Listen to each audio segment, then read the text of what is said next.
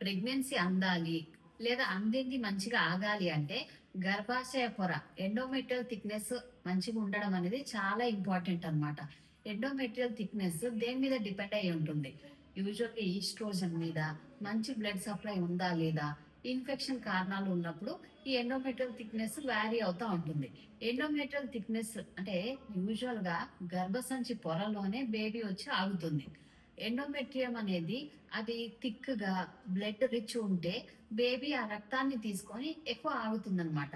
In case ఆ పొర తగ్గినా, బ్లడ్ సప్లై సరిగ్గా లేనప్పుడు ఆ బేబీ దాని మీద ఆగకపోవడం లేదా ఆగినా మళ్ళీ పడిపోవడం ఇట్లాంటివి జరుగుతూ ఉంటాయి.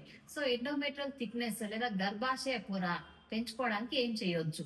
యూజువల్ గా బీట్రూట్, పొమగ్రనేట్, ఫ్రూట్స్ ఇట్లాంటివి తీసుకుంటే మంచిది.